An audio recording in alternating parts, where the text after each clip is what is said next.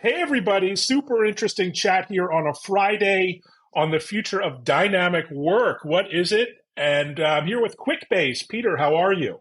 Good. Thanks for having me today. Really Well, excited to be thanks for here. being here. Really casual conversation, but a topic I'm intrigued with.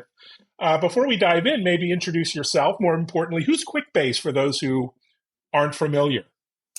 Yeah, so I'm a fellow solutions consultant here at QuickBase. I've been at QuickBase for 8 years, and here at QuickBase, we're a software company really kind of leading the charge with dynamic work management. We are a platform for dynamic work. You'll learn all about it today, I hope. And our goal really is to help make teams, organizations, especially within really complex industries, more productive and more efficient. Well, it's a great mission, especially these days in the era of efficiency and doing more with less. But maybe explain a little bit about the genesis of QuickBase. 8 years is quite a great run. Tell me about the mission of QuickBase. So, what is dynamic work? Maybe we can start at a very, very high level as we dive in deeper.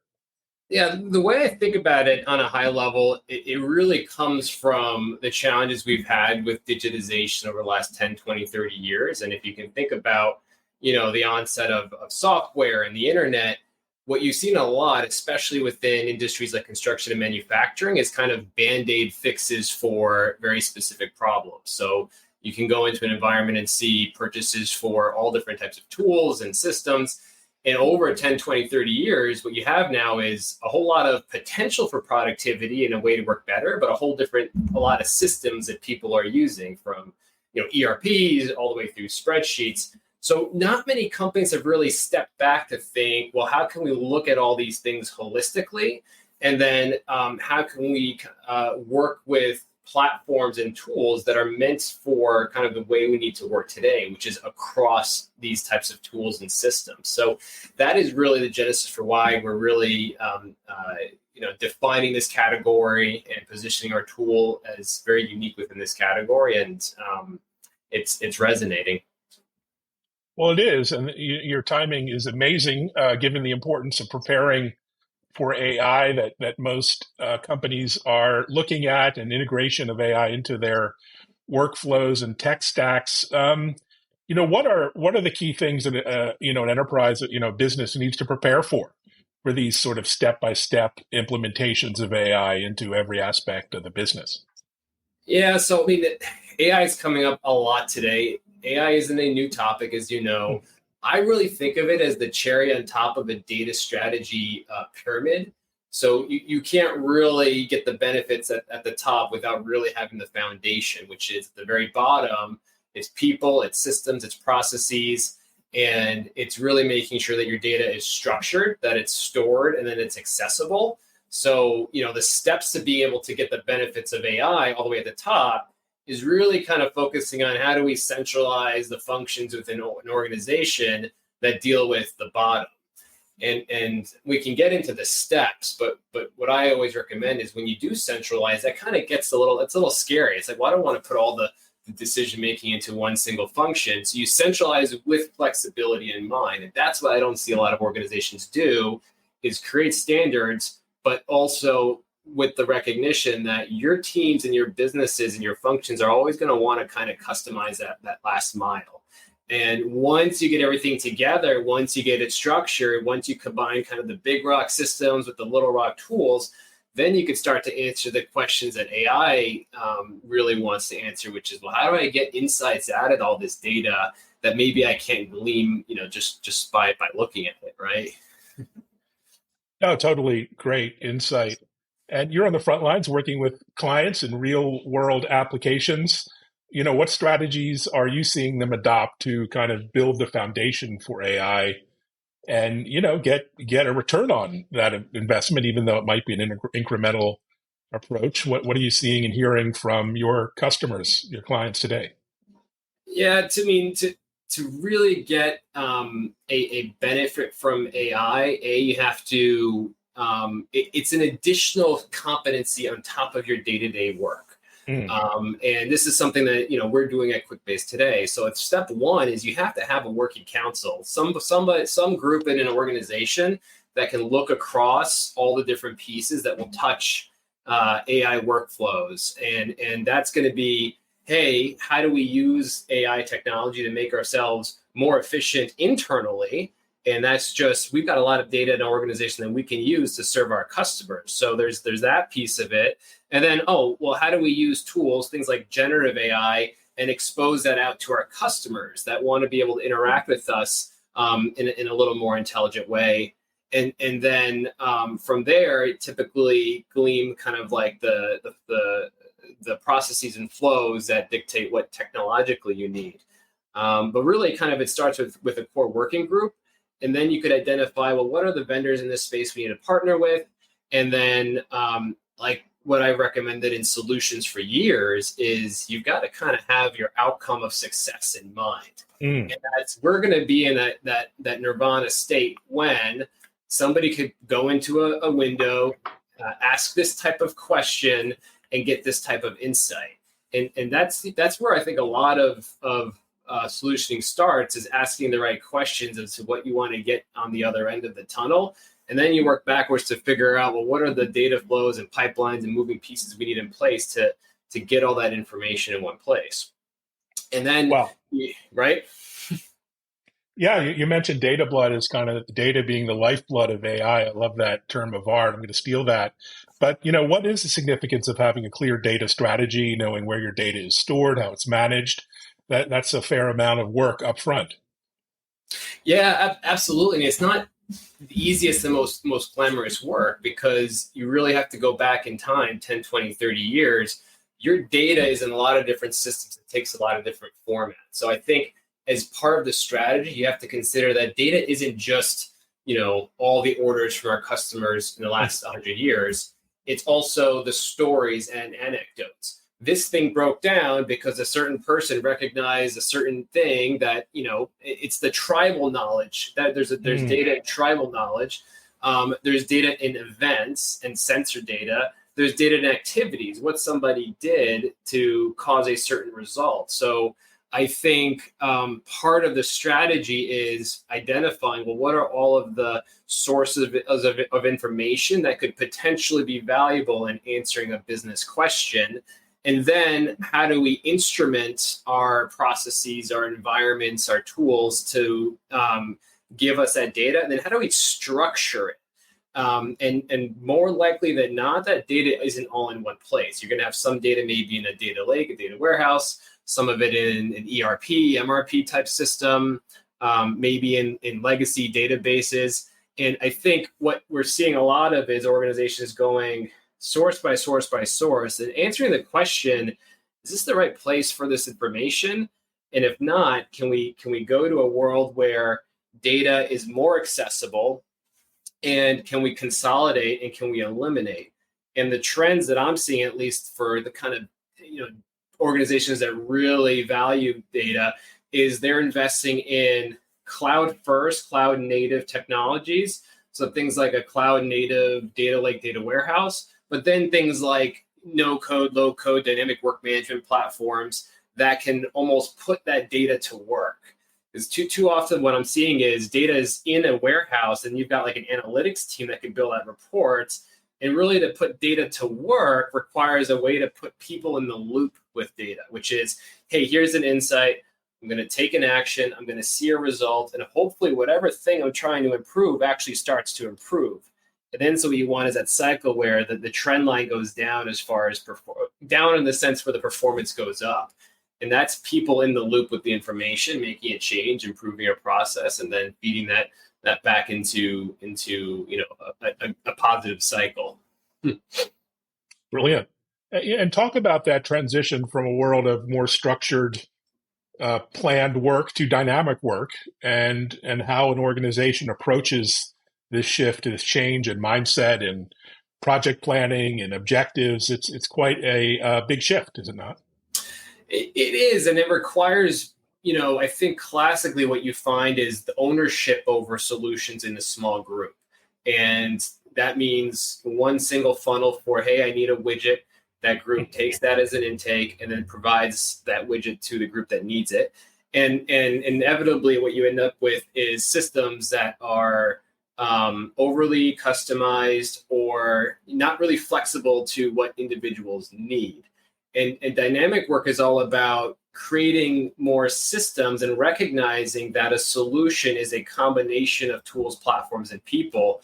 And so when you think systems rather than individual, one-off solutions, you have to almost take more time on the discovery and the upfront, identifying the processes, and then you're designing for, I think we talked a little bit about the 75-25 rule. You're designing for standardization for maybe 75%. And these are the core things that as an organization, we really want to capture horizontally across the board. But then you also need to design for that last mile of flexibility that teams in the business are going to need to work more, quote, dynamically, which is, hey, our processes out in a certain region are going to be region specific. We have additional approvals. The way we order materials is a little bit different. The way we request changes is different. So you have to kind of pick the things that are, in the sand that you want to standardize on, but then provide capability to the business to close the gap with that last 25%. And we see this a lot in manufacturing and construction, where tools can be defined only to a certain point, but then the way local teams operate, they need to build out the last piece. That also means you need to invest in training, enablement, and providing regional resources that can take the standard rules, the standard operating procedures, how you govern data, but then also enable the business to use that as a platform to build custom solutions, at the edge.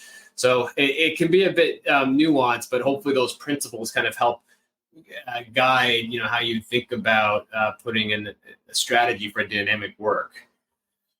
Oh, great insights. And so let's say you've laid the foundation, you have a plan.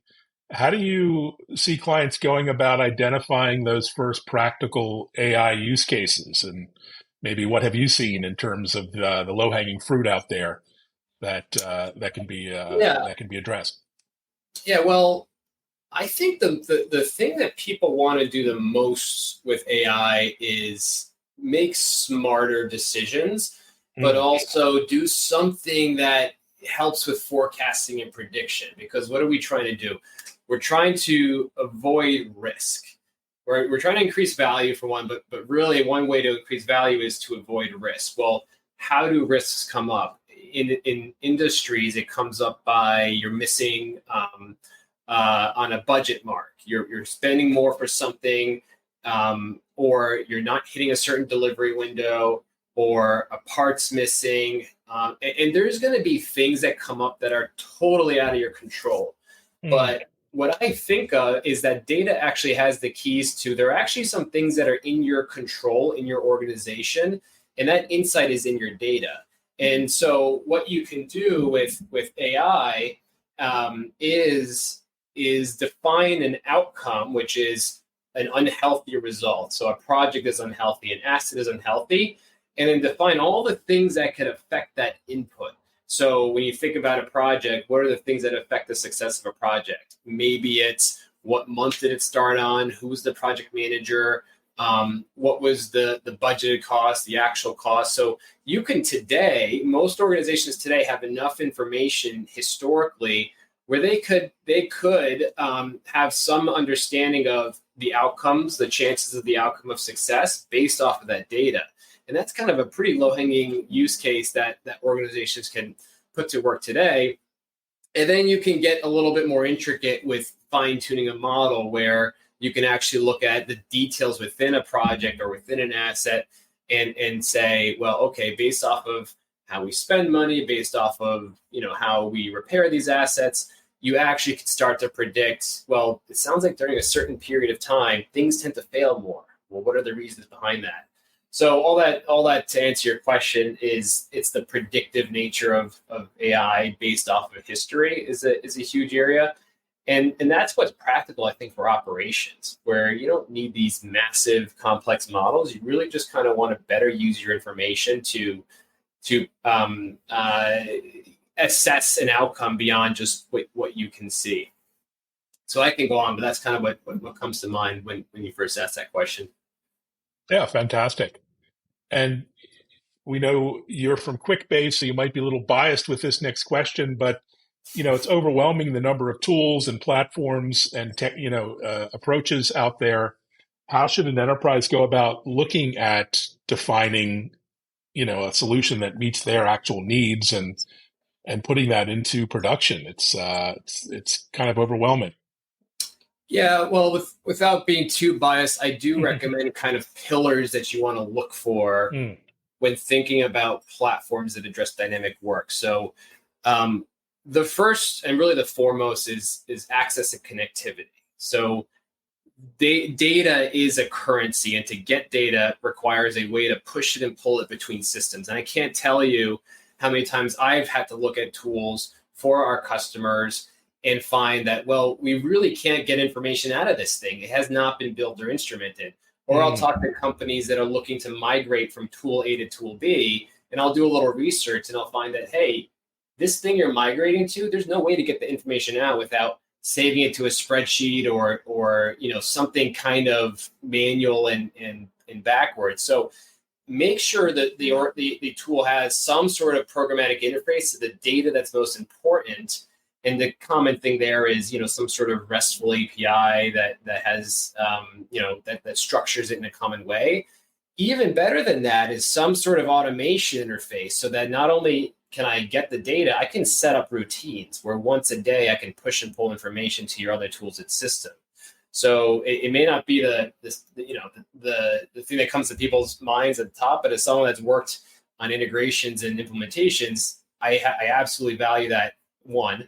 Two is, can you structure the data? I see so many companies that are going to kind of simple tools that are, rows and columns and just basic sheet trackers, which is great for small projects. But what I'm finding within complex industries is they really need a good relational structured database and a way to very easily map information to data forms, and then to put rules and validation on those forms, so that you can define different roles and you can define different access permissions for those roles. And so part of dynamic work is recognizing you have different roles that play a part in moving work forward. So those roles are going to want to touch information differently, interact with it differently. So you really kind of need a way to combine the database with the interfaces, with the rules and permissions. And then that kind of leads to like the third thing I really say to look for is reporting and insights and analytics. You can't forget about that. Some of our customers will have central BI teams that have like a Power BI, but you lose something when you have to push it to an analytics tool. Find a way to integrate the reporting, the KPIs, and make sure there's a lot of flexibility to customize those interfaces by role. And that way, a production leader versus a project manager versus a controller versus a field technician can all have different entry points to the data. And we've already defined roles and permissions such that down to the field level, you can control whether they can edit it, view it, or have no access to it. And the reason that's important is data integrity. And we talked about AI is only as good as the quality of the data within it. And one of the problems we see is the quality is bad because there's really no governance around how it is used and handed off from part A to part B to part C. So that ultimately leads to the access to the data should be both, browser based, but as well as mobile. We're seeing almost, you need to have kind of a mobile first approach. So it should be relatively easy to take something you build, and you need adoption of your tool. And adoption comes to having interfaces that folks in the field are comfortable accessing and providing the data input to. Because again, quality of data, if you don't have dynamic work, all the participants adding to your system, adding to your ecosystem, then you're missing out on a huge source of valuable insights for AI. And so, we provide all those pillars, from the integration to the automation to the forms, the data structure, the rules, the governance. And that's kind of why we're really passionate about this space, because we think there's a lot of opportunity to disrupt, some of the challenges to implementing dynamic work. But those principles I mentioned are universally applicable in things that I suggest everyone looks for it, whether it's a no-code platform, a low-code platform. Don't miss out on one of those key components. No, I love that. That's really great insight. And, talking about that dance of flexibility versus standardization, I mean, what's your impression of adoption of low code and no code? How are your clients and others adopting those in real Yeah, life? And is it working to give them that flexibility they are after? it works. I've seen both ends of the spectrum, and Mm. really, if you go 100% flexibility, it's almost like you get the chaos, because what you don't want to do is provide one platform without rules, without governance, without standardization. You don't get any of the benefits of using dynamic work management platforms. You just get Excel in the cloud, and that is one avenue that is easy to take if you don't take the time up front to ask the question, what does 75-25 look like for us? And I typically recommend the 75% piece is owned by teams in the center that can look across the business and the need and help to deploy applications in a way that they scale. The 25 piece is saying, hey, when we do deploy a dynamic work platform, we want to enable the last mile of end users to customize the tool. It's on us in the center to give them guidelines, to give them access to data, to give them a process or a set of processes for learning how to use this tool, and also for creating new applications. Because what you don't want to do is have people, we've seen this a lot where they'll create the same work order tracking system in 10 different flavors across 10 different units. And so, especially in industries where you have standardization from a compliance standpoint, you have an opportunity to standardize your applications. And so you have to ask the question, like, what is our process for sharing across, region A to region B to make sure we're not reinventing the wheel? And then you have a nice hub and spoke model where you can centralize best practices, centralize common patterns and applications. And then when somebody wants to build something new, we say, hey, we want you to build something new, but let's first check to see if this already exists in the library, as it were. And then only once we say it hasn't been solved yet, can you deploy it out. So you got to ask the question first, do we value 75-25? And then from there you go on to, okay, well, how do we make that work for the way our organization operates? Well, brilliant insight there. And let's dive into some real world applications, examples, industries that you're involved with. Any favorites come to mind? And I know you don't want to pick a favorite child, but you're in the... Well, I've got some children I like more than others. I'll tell you that. I wouldn't say that about my kids, but we see this problem that we've been talking about. Dynamic work management, and the struggle to manage data and people and processes where there's more complexity and there's more volume of work and moving parts and data. And it's probably not a surprise that comes up in the manufacturing world and in the construction world. So the examples that come to mind are some of the largest construction companies are using us for strategic supply chain. And that's an example of a space where you don't just have to track the widgets and the moving parts. You need to track information that goes down the supply chain and back. And that's an area of opportunity where dynamic work cuts across company boundaries. So as a tier one supplier of a good or a service, in the pandemic obviously accelerated this. I need to have visibility to, well, what are the lead times on the most critical parts in my business? Well, instead of calling up each vendor and asking what are the lead times for certain part numbers, you build an application and you include the vendor directly. You give them siloed, segregated access so they can't see what's happening to the vendor next to them, but you give them a window to push and pull lead times from their manufacturing process into a single app. So as the provider of the end solution, I now have a real-time view into the risks of delivering on promises and a way to quickly extend more parameters that I need captured to my strategic suppliers. And so and that work started years before the pandemic started.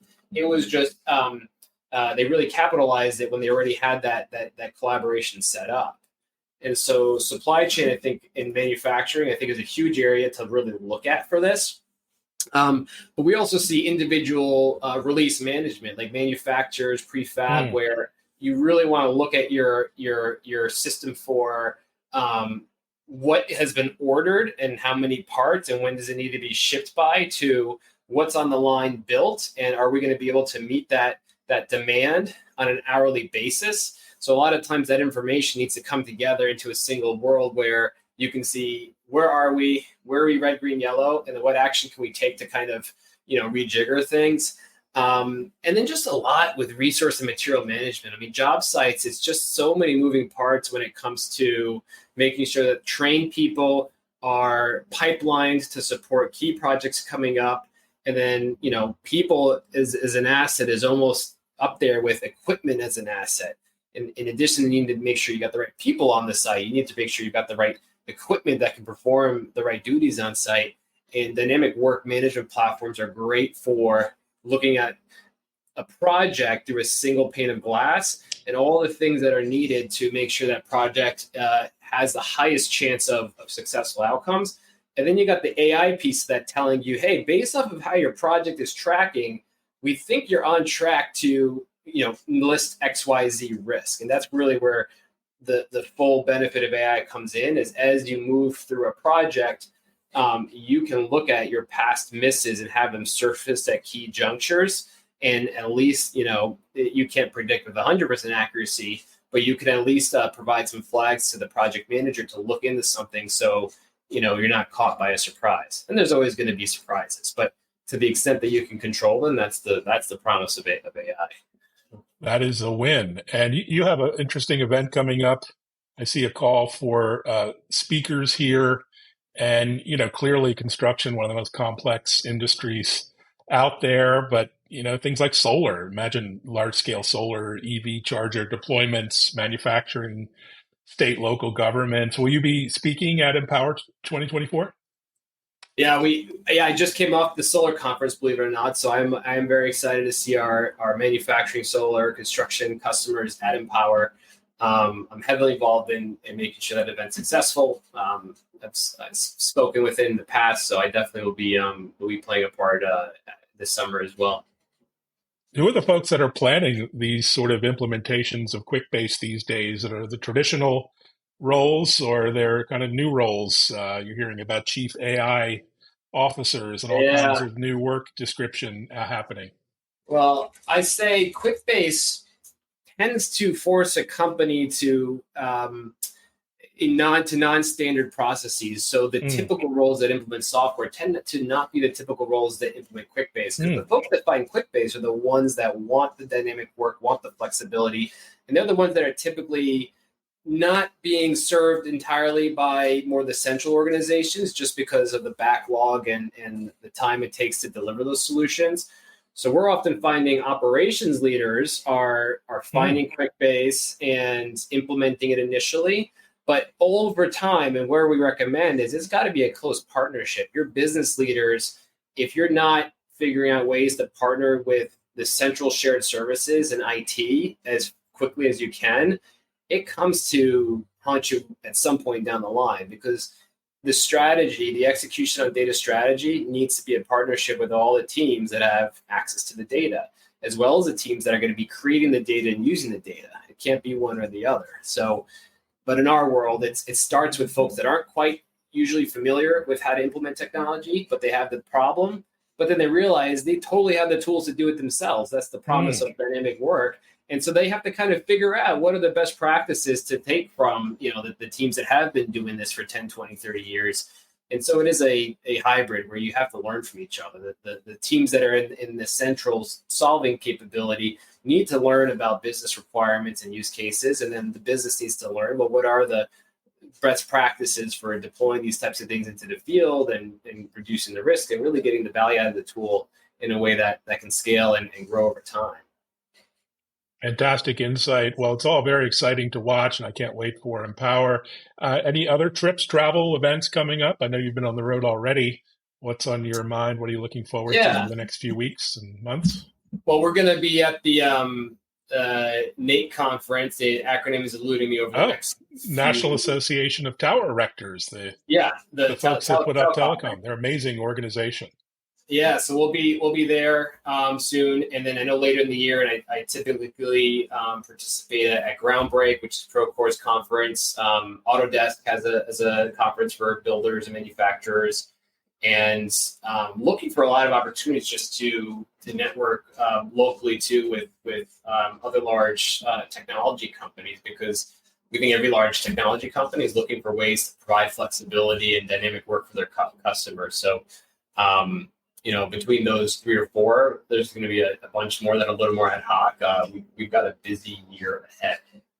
You do indeed. And thank you so much for taking time away from it just to share your vision and mission. Amazing insights. I learned a lot. And everyone, thanks for watching. Reach out to QuickBase. They have some great content out there and really educational stuff. So I always like visiting their profiles. Thanks, everyone. Happy Friday. All right. Have a good weekend. Thanks for having me on. It was good to talk to you. Take care.